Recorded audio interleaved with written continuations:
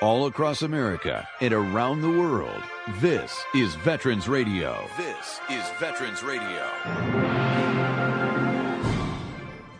And now, your host for today's program, Dale Throneberry.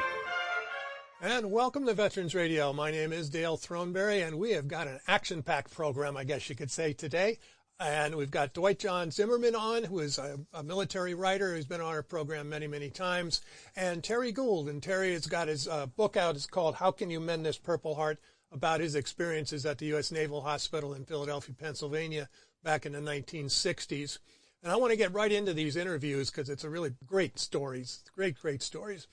So I want to thank our sponsors today. I want to make sure we thank them all. That would be Legal Help for Veterans, National Veterans Business Development Council, Charles S. Kettles VA Medical Center here in Ann Arbor, and the Veteran Lending Council.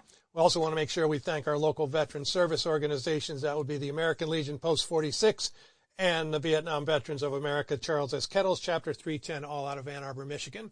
So here we go, right into our interview. Here is Dwight John Zimmerman.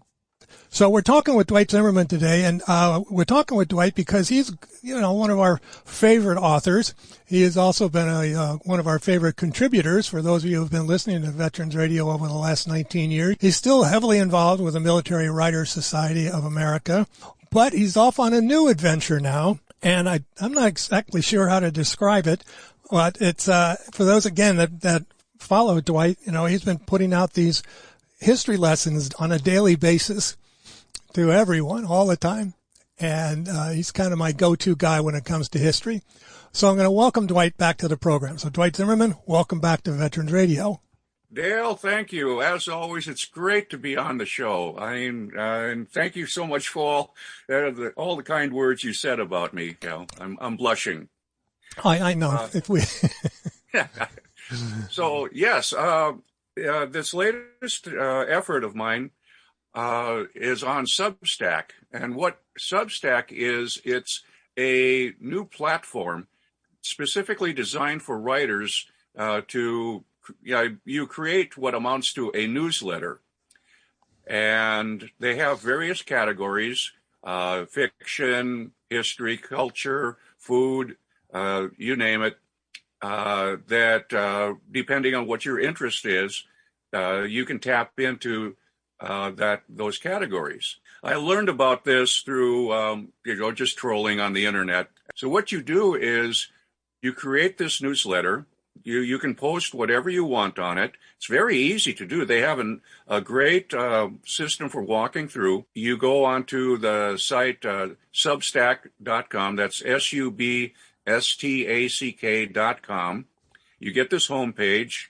On the homepage, you'll scroll down and see all the different categories, what they offer, and how to get started. And it's very easy to start, to register and get your self set up. Of course, the whole idea is to set up a system where you get paid subscriptions. You can do free subscriptions, but the whole idea is for you to try and make some money off the platform. And apparently some of these people have been quite successful. I just started this I launched it on May 1st, and right now I have 15 posts, which are available for anyone to read right now, because I want to try and build up a following. Right. My Substack site is dwightjohnzimmerman.substack.com. And point of fact, it's Jon, the Scandinavian spelling for John. So if you put Dwight John, nothing's going to happen. Well, that's because you're from North Dakota. What do you want, right? That's true. So anyway, I wanted to, with these initial posts, give a hint of, you're familiar with my wide range of interests and what I've written about. So I did a cross section, covering everything from ancient to present time. I thought that was interesting because the article that I received this morning was about the Alaska Highway. Yep. That's my new one. And I thought that would be kind of an interesting thing just to introduce our audience to you, to let our audience know the type of writing that you do. Could you just kind of go over this Trans-Alaska Highway? I thought it was fascinating. Just a really interesting story. Yeah. Well, that was a lot of fun to write about because, in so many of these cases, I either know a little bit about the subject or very little about it. So it's always fascinating for me to find out, the curiosity factor. And this was a thing. It's the start of World War II. Japan has attacked Pearl Harbor, and suddenly, this was at a time when Alaska was a territory and very remote. Suddenly, we see, the leadership sees Alaska as being very vulnerable to attack by the Japanese, as of course they did when they got they took over the islands of Attu and Kiska, right? At the tail end of the Aleutians. So the emphasis was on trying to create a means of getting troops and supplies up to Alaska as quickly as possible. And in working with the Canadian government, the U.S. Army was going to build what amounted to the Afghan highway that we have today. But the engineering challenges were just enormous. This was unexplored territory. It was wilderness. And, so not only did they have to map, the route out, but they were facing, extremes of temperature. In the wintertime, it was minus 70 degrees. They had to, clear cut through wilderness forest. You're battling permafrost, everything. As General Hodge said, he had to completely relearn how to build a road. Because normally in normal circumstances, they would level the ground and then put on the asphalt or whatever, right. The macadam. But in this case, if they followed normal procedure, they'd wind up melting the ground because otherwise it had been frozen. And now you're exposing it to the air. And then, of course, there'd be the trucks and what other vehicles rolling over the highway, creating heat from friction and thus collapsing the road. So what they wound up having to do was use the felled trees that they had cut down to lay down a layer, and the trees wound up acting as insulation between the vehicles and the permafrost, because they had to keep the permafrost frozen. And the other part too is, of course, there are these things called mosquitoes, and up there we're talking huge clouds of mosquitoes, to a point where they'd have the mosquito netting over their heads, and gloves and everything like that. And literally, when they just opened up the bottom of the netting over their heads, in order to drink or to eat, the mosquitoes would just fly in. So there was that problem. And there were just all kinds of challenges that they were facing. And it was just I had a lot of fun finding out all the difficulties and how they overcame them, because they wound up creating the highway. Well, I think the thing about the story, and this is what Dwight does so well, is he takes an unknown historical event that most of us, are not aware of, and you give it life again. And that is what I admire so much about your abilities, is that this road not only was impossible to build, but they built it in less than a year. And how long is this? How long is that road? It's over 1,000 miles. Okay, and I can't even get my street repaired, over the last 10 years. Yeah, well, this is the thing where obviously I love history, and I've been given this God-given talent of as a writer, and I just want to make it alive. It's always fun to talk with Dwight John Jon Zimmerman, and you just look him up. I mean, he has written bestsellers. He collaborated with Bill O'Reilly on the book. You also wrote your own on the Medal of Honor. You did comic books. You have done the entire spectrum, I think, of literacy or literary works that are out there. And I just wanted to congratulate you on getting this started. Again, this is on Substack.com. Dwight John, Jon, and his nom on there is Between the Lines, which is kind of cool. So it's just, I got stories to tell. I know. We're going to have you back on this whole thing. But let's remind our audience here on Veterans Radio how they can access these stories. So go through that process again. How do we find you? The URL is Dwight John, Jon, Zimmerman .substack.com. I want to thank Dwight John Zimmerman for being on Veterans Radio again today. It's good to see you, Dwight. And you, Dale. Always. Thanks for being on, and we'll have you back.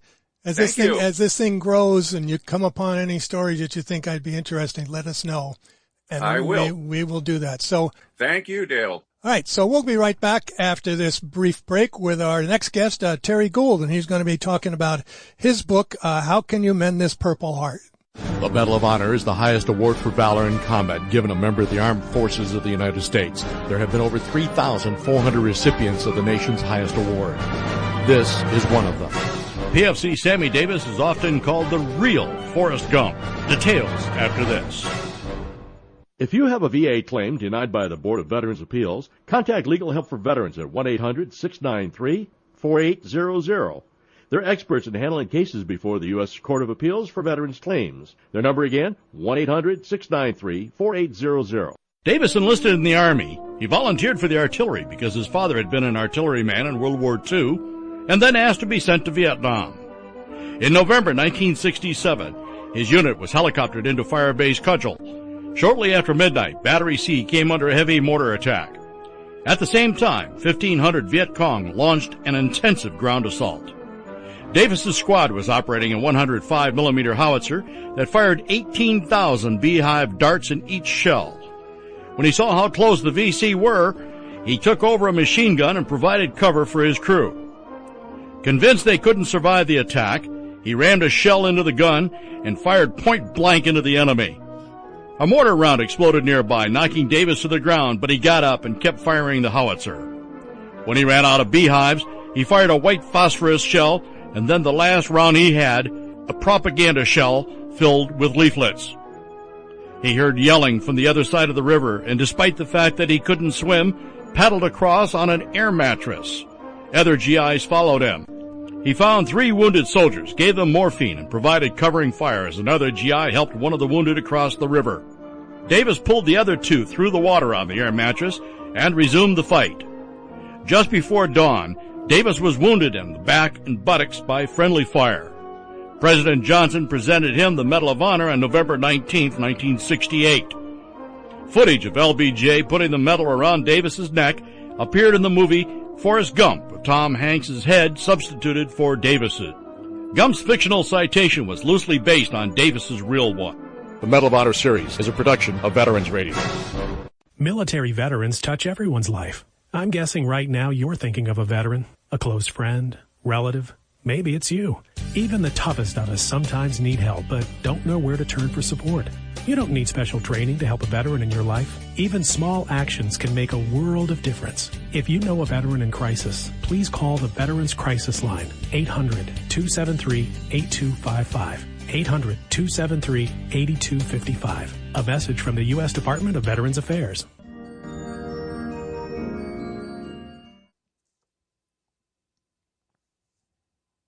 All right, here we are. We're back here on Veterans Radio. And my guest for this program, section of the program is Terry Gould. We're going to go by TL. Make sure you get a TL in there because there's another Terry Gould out there. Anyway, his book is entitled, How Can You Mend This Purple Heart? And if those of you that remember, a couple of weeks ago, we did a program with an organization called Operation Song out of Nashville, Tennessee. And Terry was involved with them. And what they do is they take veteran stories and they turn them into music. And this is one of the stories that they have turned into music, in which we will play probably a little bit later on. But let me bring Terry on with me here. The book is How Can You Mend This Purple Heart? It's sort of a fictional autobiographical story of an adventure, I guess you could say, that Terry had when he was at the Naval Hospital in Philadelphia, Pennsylvania. So, Terry, welcome back to Veterans Radio. Thank you, Dale. Well, this Thank you for having me. Oh, it is my pleasure. It really is. I had heard about this book, and I think I actually read it quite a while ago, and I'm glad that we were able to get the connection back again, because I see, that this book was the winner of the Marine Corps Heritage Foundation James Webb Award. It also won, I think it was a silver medal from the Military Writers Society, and it's, well, I guess I'll let you start the story. So let me ask you this. So where did you serve in the military? I joined I grew up in Missouri, and I joined the Navy in 1968, and spent about 3 years in the Navy. Okay, but the story is how did you end up in the Naval Hospital in Philadelphia? Okay, I went to boot camp at Great Lakes, electronics school at Great Lakes, and I went to radio school in Bainbridge, Maryland. And we graduated in May of 1969. And, of course, you've got to celebrate your graduation. Right. It was 6 of us, jumped in a car, went out, and we partied pretty hard. On the way back, our car, it was about midnight, and our car, I was not driving. I was sitting, the shotgun position. Mm-hmm. We hit a bridge abutment at 65 miles an hour. Ooh, wow. And I went through the windshield, and my legs were trapped under the dash, and I was thrown back into the car down by the floorboard. And the engine had come all the way back into the front seat, and it was on fire. Wow. Jeez. So how did obviously you survived that? Yeah, that's when I was transported with three others to the Philadelphia Navy Hospital, about 90 miles away. And I spent 15 months there. All right. So this is the basis of the story. So yes. we were talking a little bit, off the air about how this book finally came about. You mentioned, and I don't want to give away a whole lot of the story. I want people to buy the book, but to me, it's just a great story. So you spent 15 months in the Navy hospital, and who were the other people on the ward with you? Well, when I gained consciousness about 3 or 4 days later, I realized where I was, and there was about the ward 2B was about 35 to 40 other guys on the ward with me, and they were all from Vietnam and wounded severely. And as we began to heal and develop relationships, there were not friendships to begin with. I'll tell you that. I was the only Navy guy. And of course, the Marines and the Navy have, that inter-military rivalry. Right. And I was also non-combat. So I had 2 strikes against me already.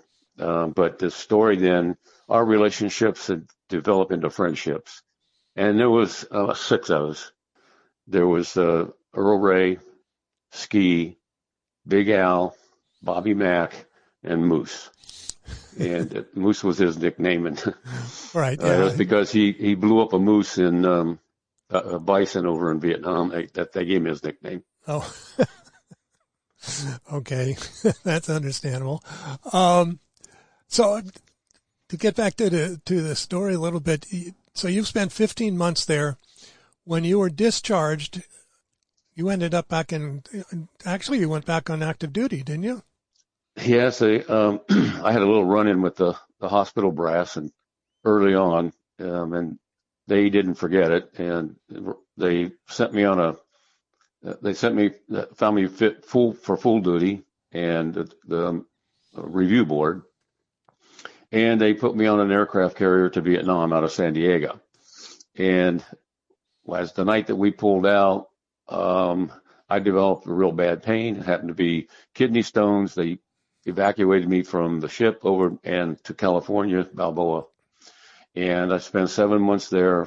They discharged me. And I went back to Philadelphia to the hospital just to see if I could find the guys. And 8 months had passed, and none of them they'd all been discharged to go home. And I left Philadelphia, went back to my hometown, and I just forgot the entire thing for 20 years. That sounds like something that had been probably percolating in your brain for those 20 years. Yeah, I don't know what started it. The memories started coming back and percolating, and I would share some of those with my brothers. Two of my brothers were in the Navy at the same time I was, and one of them had spent about a year in Vietnam. And I started telling these stories to them and a couple of really close friends, and they said, "You got to write a book. You got to write this down." And I started, and it took me about 20 years to finish it. Another 20 years. Yeah. The emotions were just too raw. I'd write some of these events, and I just couldn't deal with it. I just put it down and leave it for 6 months. My wife would say, you got to go back to this. You got to, go back, and because we would talk about it. My wife probably supported me more than anybody in getting this book accomplished, getting it finished. Well, most of us, if it hadn't been for our wives, we would have been long gone. Yeah. The best friendship I had, the most long-term friendship was with Ski. And I never did get to connect with him, but I did, once the internet became about, I started doing searches for all these guys. And the only one that had any mention on a site was Ski. And I got in touch with his combat buddy who was with him the day that he was wounded. And he was in New Jersey where Ski lived. And we corresponded. He got a copy of my book and gave it to Ski's sister that he was acquainted with. Ski's sister read the book, and this is probably about 8 years ago. Ski had passed away at the age of 42. He had 20 different surgeries after he had been discharged, and he finally succumbed to his wounds. Oh, but his family, his sister sent me a nice letter and sent me Ski's gold Eagle, Globe, and Anchor pin for writing the book. Oh, that's cool. That is very cool. I'm going to read a little section of the book if you don't mind. No, not at all. If I kind of butcher his name, this is when you first met Ski, and okay. it says Lance Corporal Felix Dante Chemnitsky. Mm-hmm. Wow. Came into my life one night in late May 1969, sometime after midnight. 2 Navy corpsmen wheeled his hospital bed into the slot next to mine in Ward 2B, U.S. Naval Hospital, Philadelphia, Pennsylvania. Ski had just undergone surgery to reset the steel rods holding the bottom half of his legs together. Fresh bandages seeped with blood through the shrapnel wounds of his hips, thighs, and torso. A trinket-sized piece of shrapnel had knocked out his 2 front teeth. Ski turned to me with a toothless grin and a gleam in his eye, and I knew at that moment our friendship was going to be special. I had come from a party with a girl on my lap. He had come from Vietnam with a bomb under his feet. Yet he never once belittled my circumstances nor spoke a condescending word to me or about me. He would and did defend me against other wounded Marines who questioned my right to even share the same ward space with him.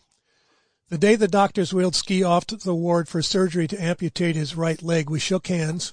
He smiled that trademark toothless smile, and with the courage only a few possess, he said to me, "A Marine is always ready."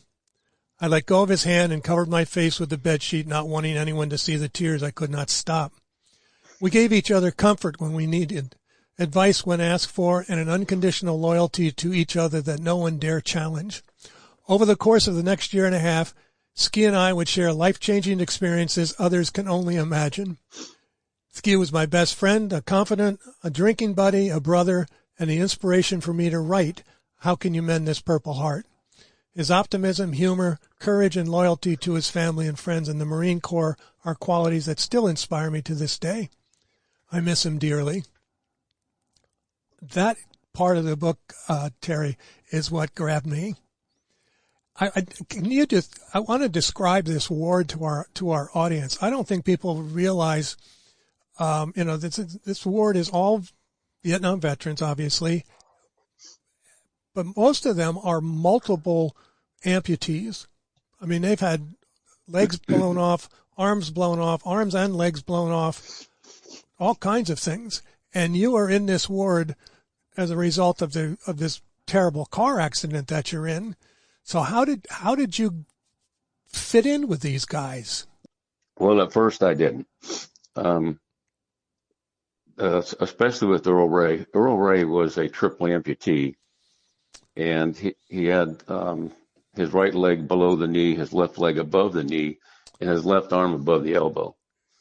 And he was two beds down from me, and he would just stare hatred at me almost all day long.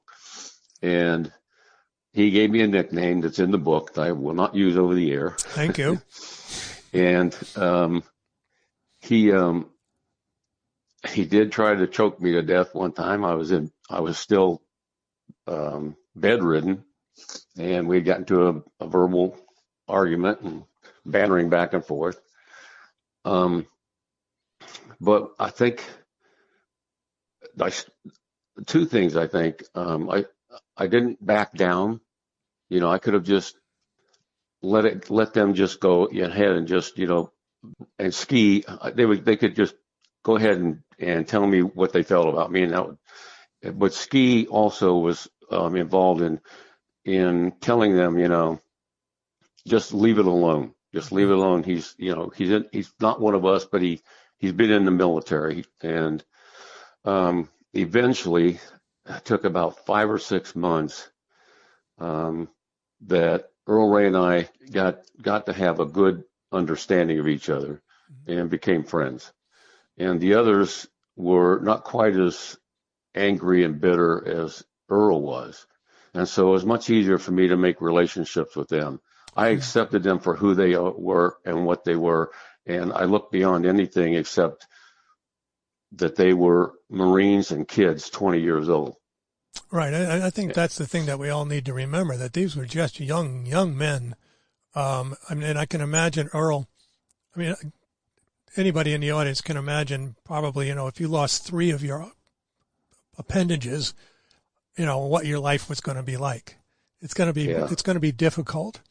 And, you know, and of course he was angry, probably, you know, obviously suffering from lots and lots of mental anguish that goes along with it. But he also he had tried to separate himself from his girlfriend, who I guess was, you know, going to be his wife at one point.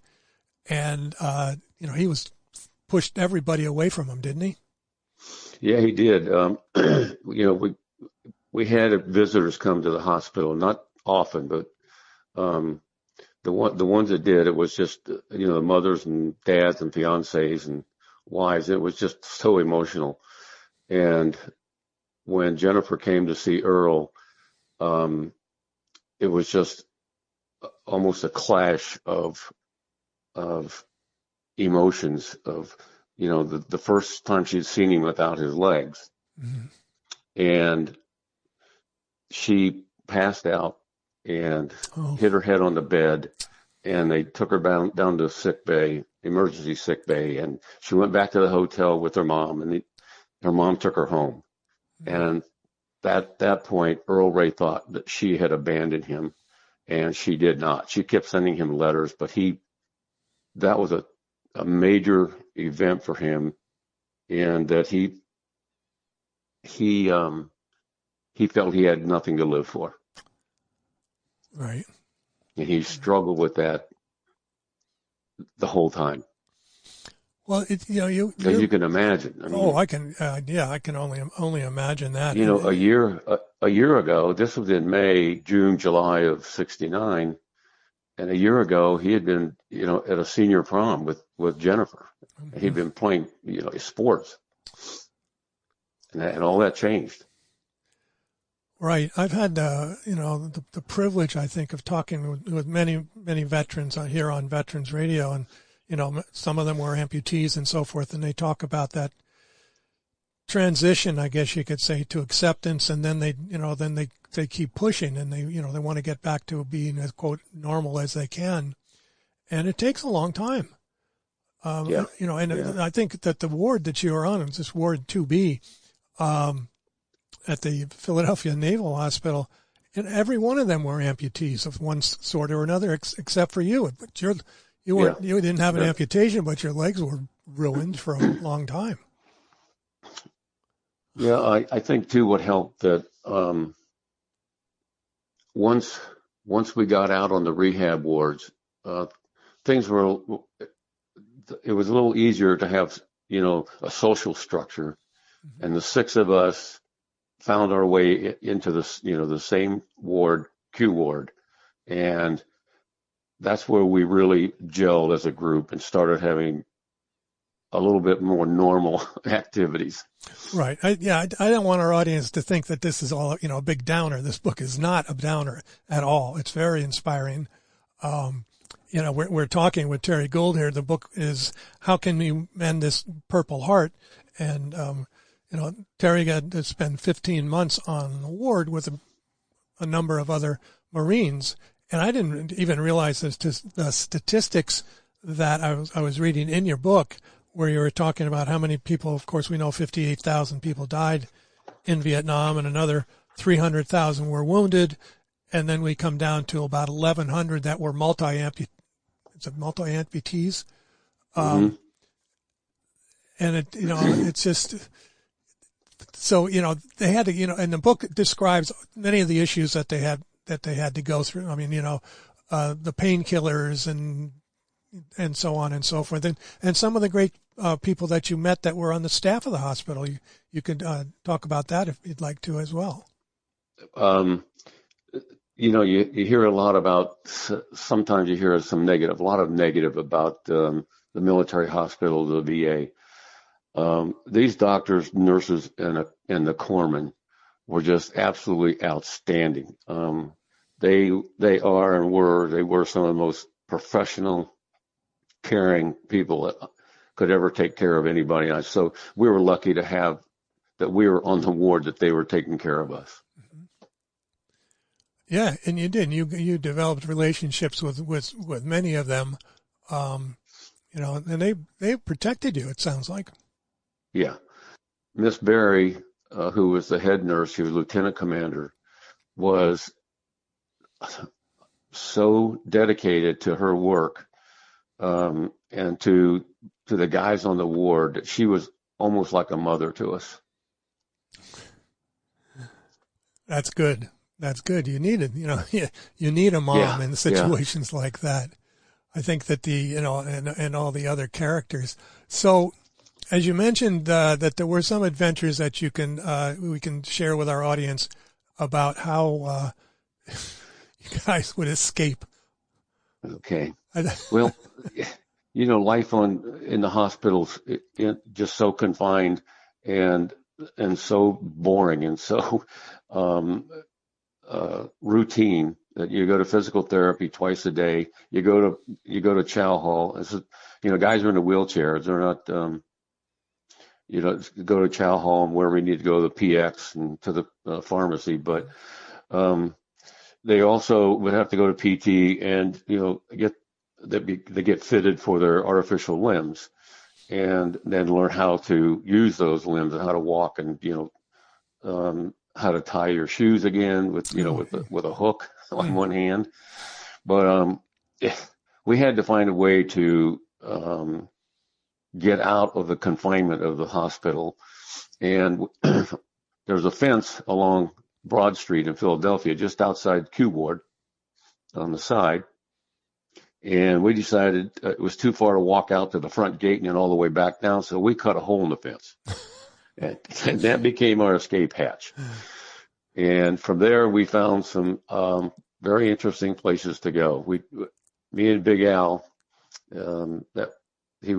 Big Al had both of his legs amputated all the way to the hips, and so there was no way he could wear a prosthetic. Wow. And so I kind of became his transport, and he would put arms around my neck. We'd go up down Broad Street, down up towards Philly, downtown, and we found a place called the Rainbow Bar and Grill, and that became an off-site gathering place for us. And we finally, you know, and we finally got everybody to go over there, all 6 of us, and there was a lady there who owned the place named Ava, who took a real liking to Earl Ray. Okay. And then Al and I, one time we decided to take off, and Earl Ray did not want to go to he wouldn't go anywhere unless he went to the Rainbow. Mm-hmm. So Big Al and I, he told us, all right, get out of here on your own. We took off for the hole in the fence. We went down went up Broad Street towards Philly. We sat down on a park bench. I was getting tired because he's a little bit heavy. I can only imagine. And we had a cigarette, and this lady behind us said, "You guys going to sit here all day?" And her name was Rosie. And Rosie was, how do I put it? Ran a house of ill repute. Yes. How's and that? She invited me and Big Al in, and she had 2 employees, Cheryl and Tammy. And Tammy took a liking to Big Al, and we had some just escapades. Okay, we don't need to go into some details. Adventures. Yeah, yes. We had some adventures there. So that's the Rosie of the song, then. Yeah, the song, the songwriter, Bill DeLuigi, who wrote the song, he's listening to the stories, and as a songwriter took creative license, he combined the Rainbow Bar and Grill with Rosie's Place. Okay. And he wrote the song Rosie's Bar and Grill. And it kind of combines both of those spots of adventure for us. The 2 adventures. And this is kind of a little digression here that you are involved with Operation Song, and that this song was put together to, as you mentioned, kind of tell the story of the bar and the house that you guys would escape to. Again, reminding our audience that everybody in this board is only 20 years old, maybe. Probably. We weren't even old enough to drink in Pennsylvania legally. That's right. that is true. I want to play this song. Where am I put my notes here? Yeah, here we are. Yeah, Rosie's Bar, which is a combination of the 2 establishments. So tell me about, again, a little bit about the songwriter and how he put this together. The Rainbow, Ava was such a special lady. I mean, we've got Earl in there and Earl had both of his artificial legs on. And she was so special with Earl. They had such a special relationship. And Earl would not go there if he knew that Ava was not going to be there. And we would go, and Earl and Ava would take a seat in the far booth and talk and hold hands. And she was just so tender with him. And it was just a place for us to go and feel like it was okay to be outside somewhere, be in public. She made it that special.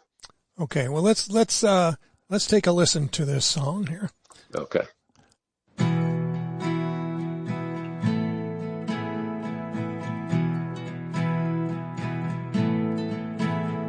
I jumped in a beat-up Buick with Earl Ray and Bobby Mack. Don't know if I'll ever find that bar, but I know I want to go back. We danced with the South Philly ladies on an Naugahyde couch. Tammy and Cheryl had a soft spot for soldiers. We had a different name for that down south. They smile and they don't ask questions, might not even send you a bill. When they serve up love and affection down at Rosie's Bar and Grill. All right, there's Rosie's Bar and Grill. It sounds like an interesting place to go. Yeah, it was. I'm not sure if it's still there. Well, things have probably changed quite a bit down there in South Philly.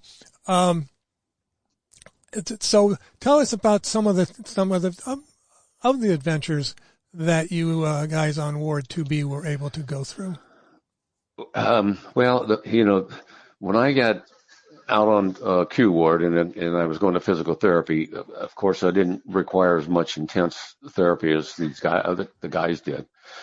So, and they gave me a part-time job in hospital in special services, and I was in charge of putting together the list of guys that we would go to clam bakes and VFWs and welcome home dinner parties, and we would have sometimes 2 or 3 of these on a weekend. And the first one was a clam bake on the hospital grounds, and it turned, there was a lot of beer. There was a brewery, Schmidt's Brewery was the local brewery, sponsored it. And it turned into a neat little intramilitary scuffle fight, and guys were throwing chicken bones and corn cobs and empty clamshells at each other, and turning over tables and wheelchairs, and all of a sudden it just stopped. Everybody starts laughing, shaking hands, and we put the tables back up and just continued on. It was one of the coolest things I've seen. It sounds and as the coordinator for these events, one of the special events, we spent a weekend in Atlantic City, New Jersey at the Miss America Beauty Pageant. And those the 2.5 days were just phenomenal. And we ended up at a bar in downtown Atlantic City, and that bar at the time was called Reg Morgan's. And we met a guy that came in, and I don't know if I need to use his name on the phone, only on the radio. Anyway, it turned out that he was part of, I would say, organized activities. One of the families over there. Yeah. Okay. And he was so generous and so impressed with the guys. He gave them everything they wanted for a full night, and wow. I'll leave it at that. Right. Yeah. No, that's fine. That's fine. So they had a big adventure. Yeah. But if we could find some place to go, something different, but we would just charge ahead with it. And the guys finally got, at a point, were comfortable with going out with, their artificial limbs on. Mm-hmm.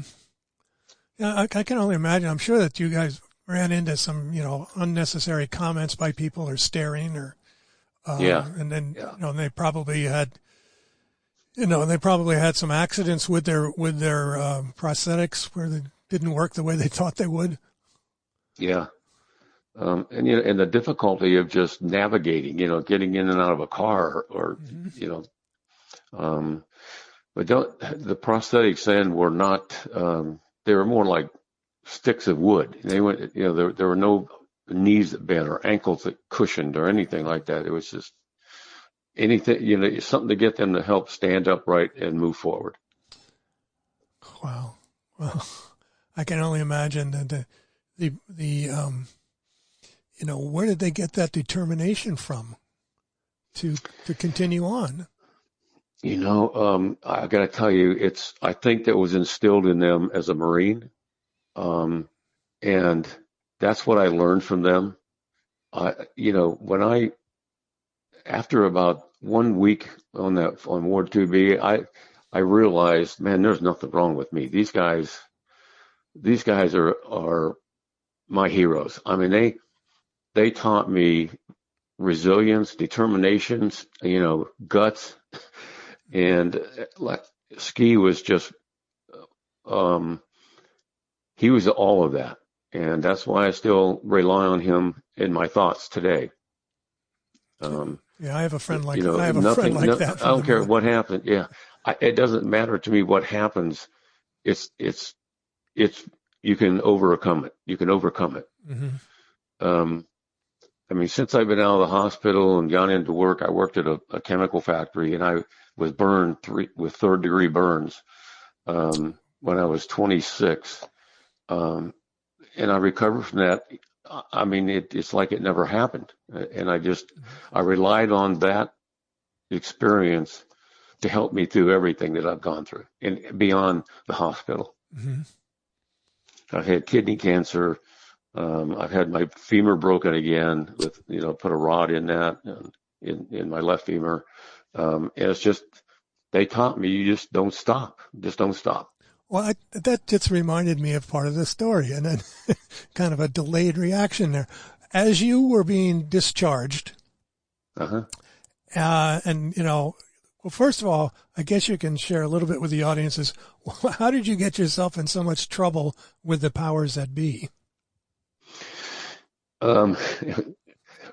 We were on Ward 2B, and we're all bedridden, and Earl Ray had come back from the rehab wards for some other surgeries, and so we're having an inspection on July 4th weekend, and the big brass was coming up from Norfolk. That was the Admiral and his entourage, and so the ward had to be, inspection ready, and the guys who could go around, they went around and, straightened everything up. The corpsman and even Miss Berry straightened up desks and aligned bunks or the beds. And we all got clean pajamas on, got our hair trimmed up. And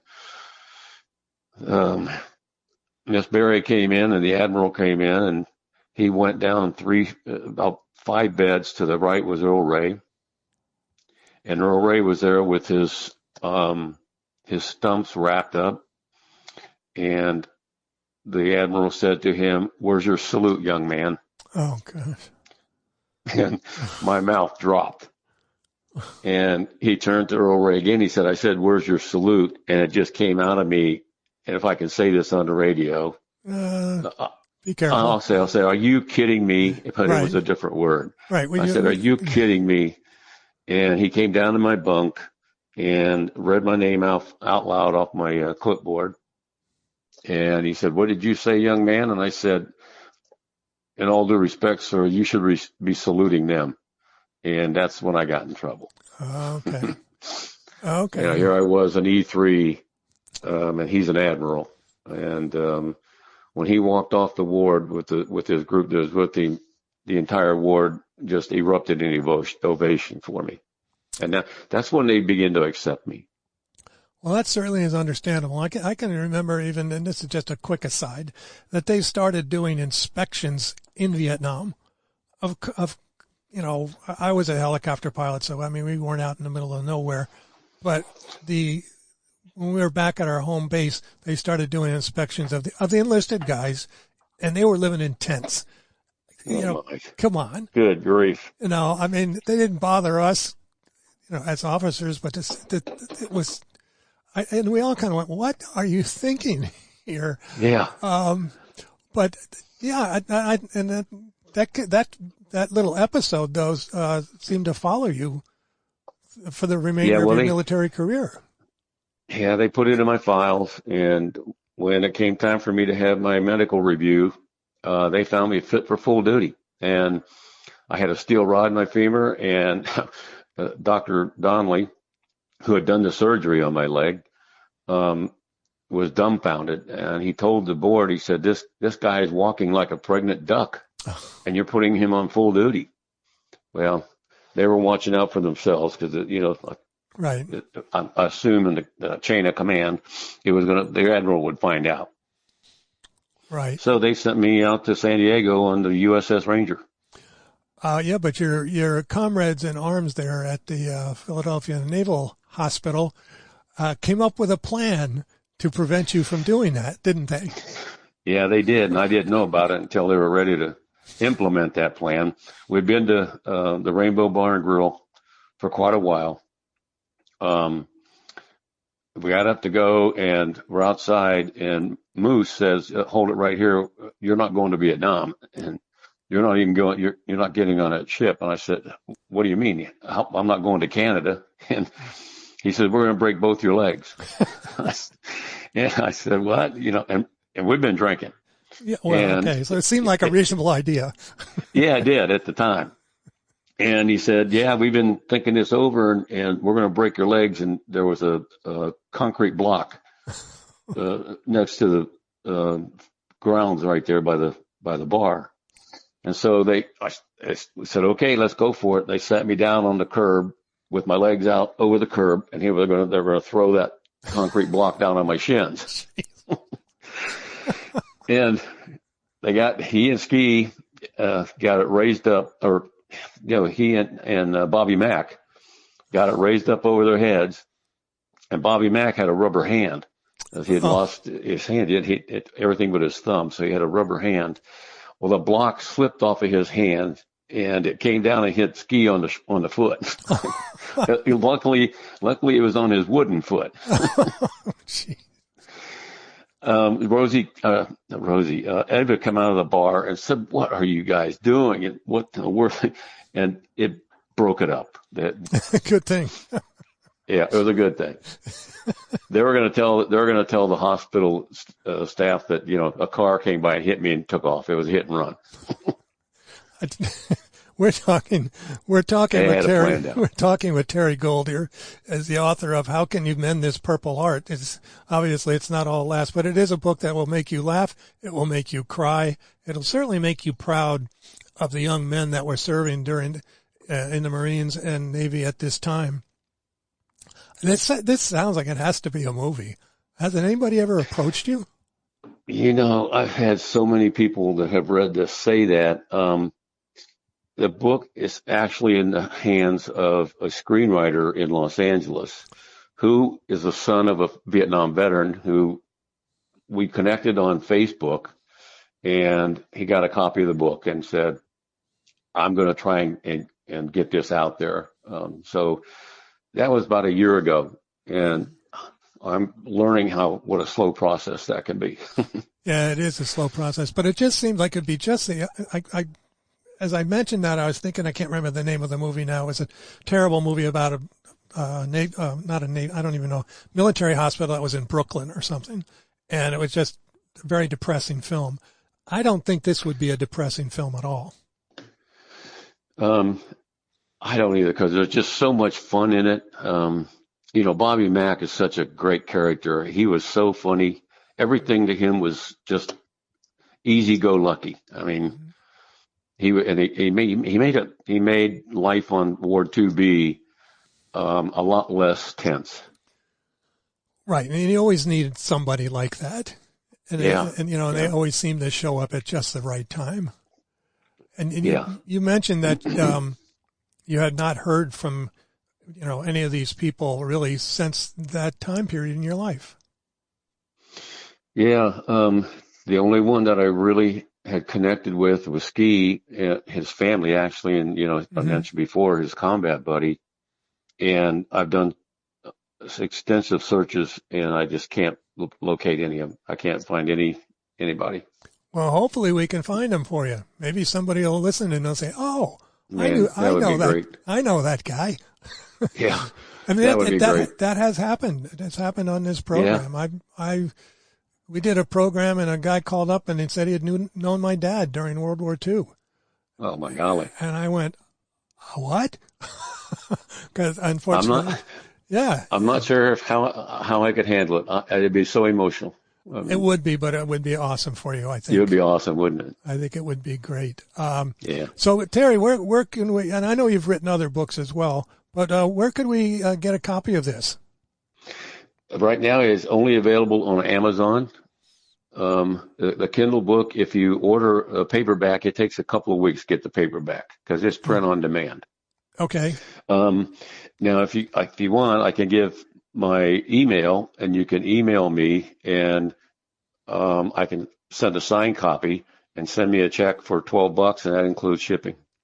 Awesome. So give out the email.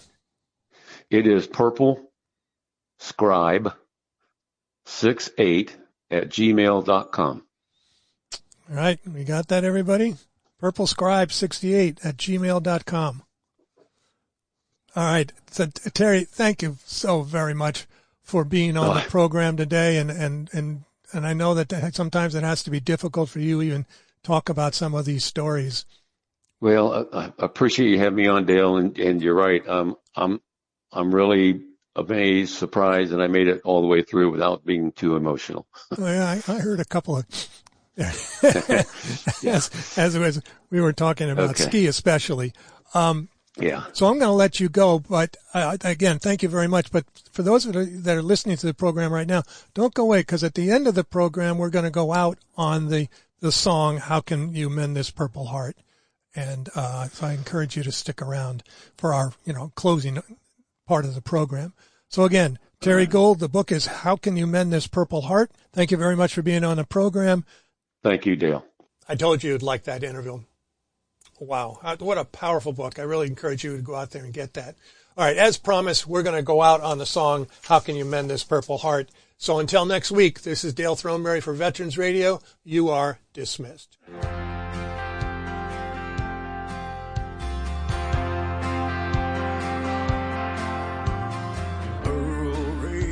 Like me, tried to choke me once with the one hand that he had left.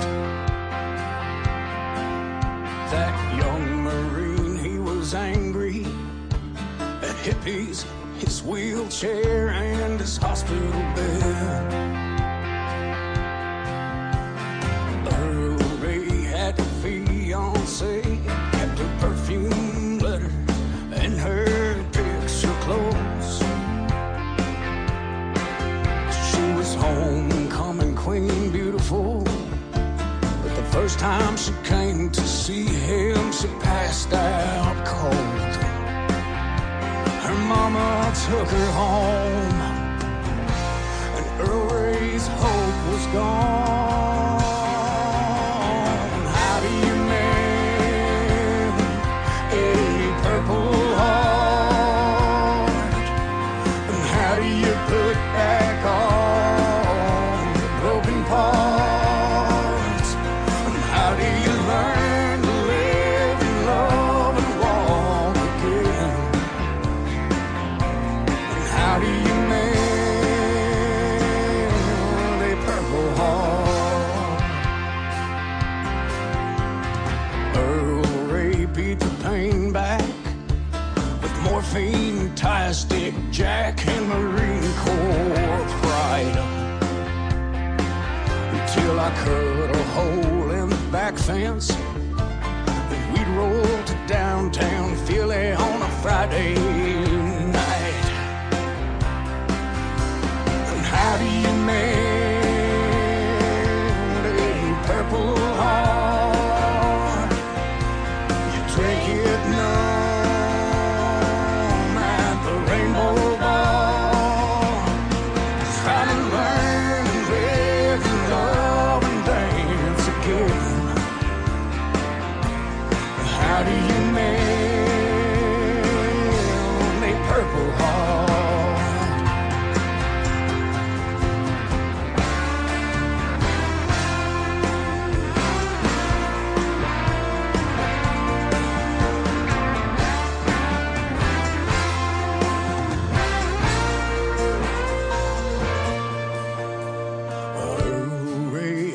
Fiance, that little girl was stronger than we knew. She kept on calling him and writing him, even though he asked her, he begged her not to. Just when he thought that she was long gone, she called from the gate, said, I can't go on without you, Earl. I've come to take you home. Let's go home. How do you mend a purple heart? And how do you put back all the broken parts? Try to learn and live and love and laugh again.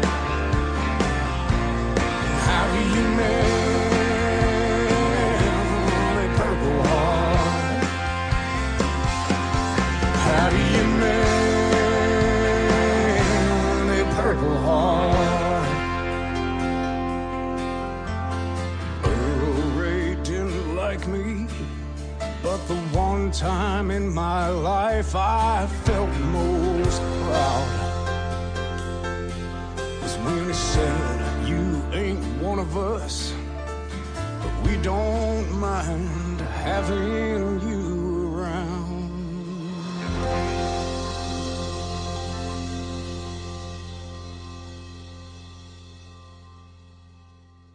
Hey, have you heard the Virginia Lottery has a new Willy Wonka Golden Ticket Scratcher that has a top prize of $100,000? Tell that to my automated Golden Ticket Scratcher apparatus. You simply put the ticket in here, and the machine scratches it for you.